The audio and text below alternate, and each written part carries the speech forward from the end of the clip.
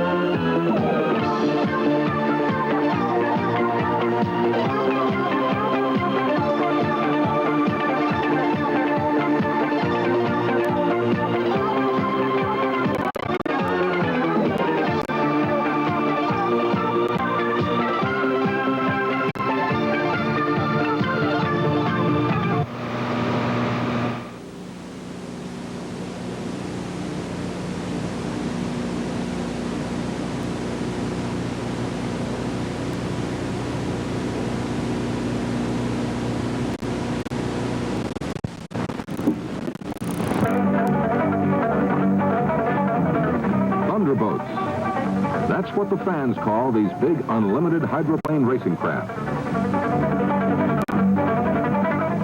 Ever since man learned to walk on two legs, he has been driven by the desire to race on foot, horseback, in chariots and wagons. Finally, in motor-driven monsters, he attained the ultimate in the compelling urge to beat his fellows and the ever-ticking clock.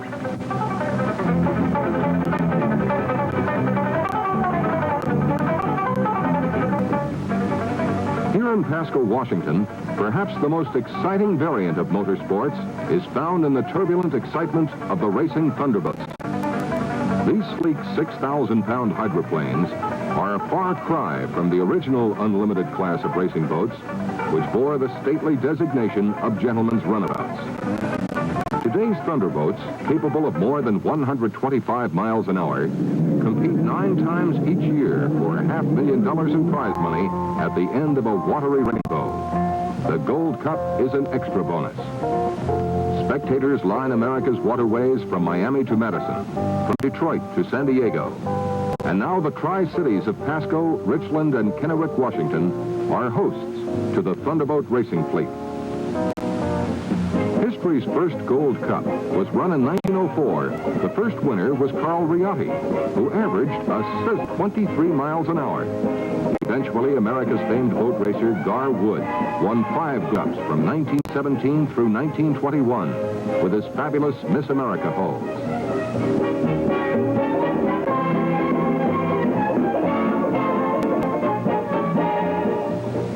The 1946 Gold Cup was won by band leader Guy Lombardo in his famous Tempo 6.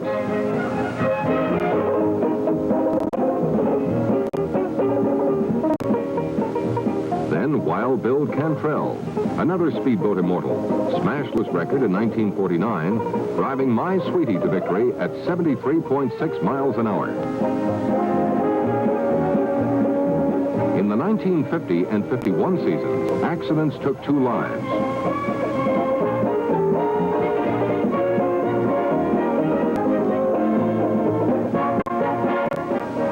And driver Luke Fagel won world fame with the new speed mark of 90.5 miles an hour.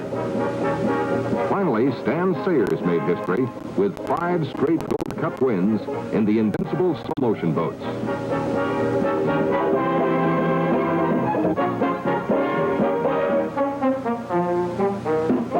On the fast Pasco course, Bill Munsey, 4-time Gold Cup winner and defending champion, brings out the Atlas Van Lines boat. And an interesting sidelight to the sport is the collecting of team badges and buttons, which are displayed and traded by the proud participants, especially by the smaller fry among boat racing fans. Each has his favorite badge, and business is brisk in trading, buying, and selling. The collectors wheel and deal for items of their heart's desire, all during race week. Now, the eyes of 80,000 spectators are on the course as the boats start pulling out for the heat races. These results will determine the final field for the Gold Cup event. 8 heats to determine the 5 fastest boats at the regatta. Each heat is 6 laps of the 2.5-mile course, located on the smooth waters of the Columbia, just above its confluence with the Snake River. To run, boats must attain a minimum qualifying speed of 95 miles an hour for 2 consecutive laps. But 95 is slow by today's standards. At this meeting, Mickey Raymond, in pride of pay and pack, ran 1 lap at a blistering 119.6 miles an hour.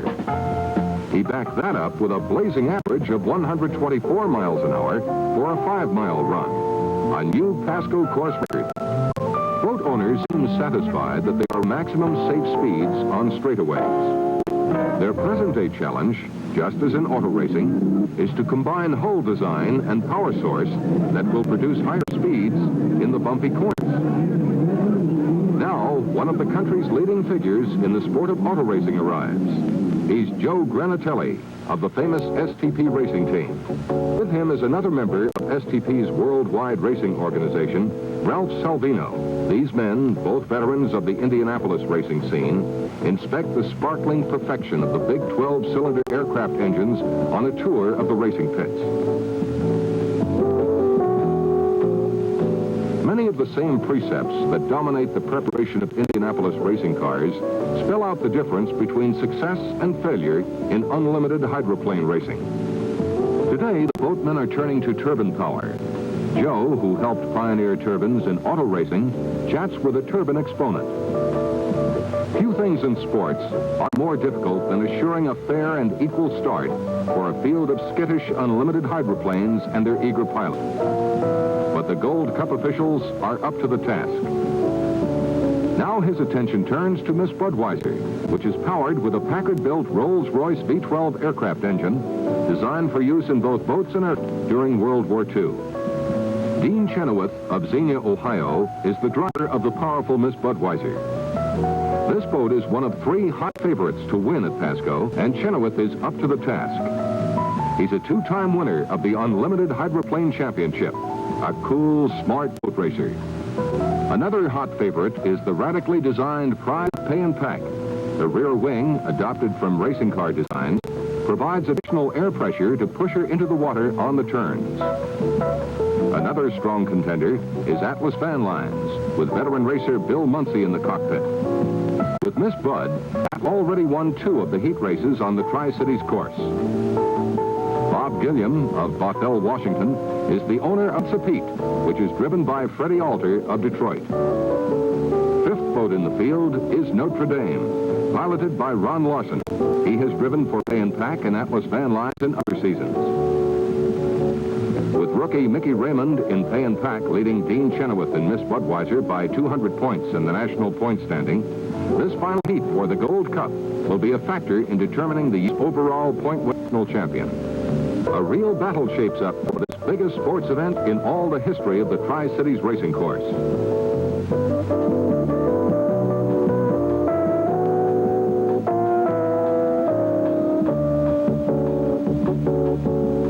The tension builds as the 5 boats maneuver into their positions and the starters move to get the big championship event underway.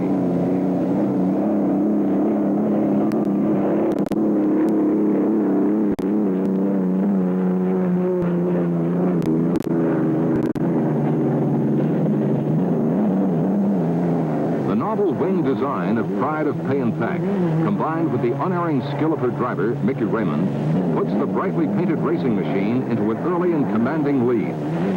The craft maneuver like dancers to avoid disasters to tails of competitors. The chills and thrills of big-time hydroplane racing enthrall the crowds which line the scenic course.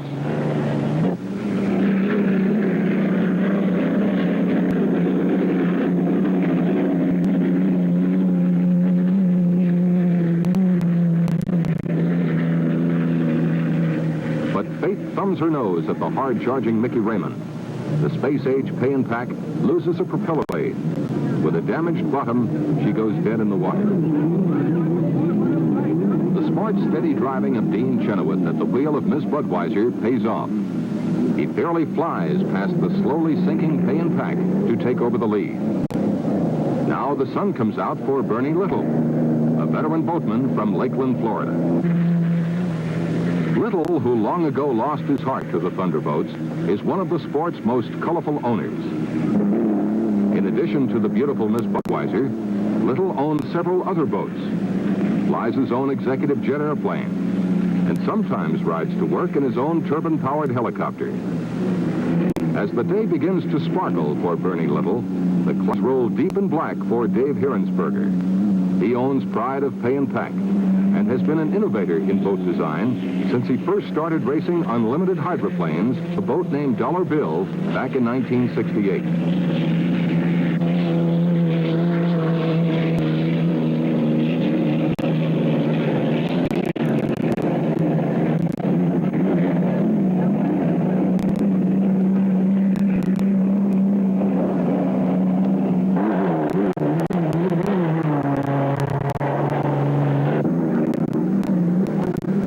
Field as it roars down the main straightaway to the start-finish line. Miss Budweiser is out in front, followed by Lee Schumann's boat, Atlas,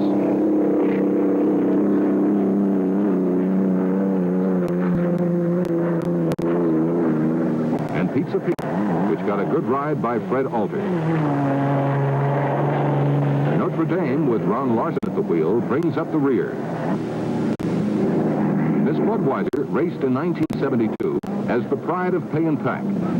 Then Bernie Little bought her, rather than undergo the problems of building an all-new racing craft. And she proved her worth today under the skillful hand of Dean Chenoweth, who takes the checker and waves a victory signal to a cheering crowd.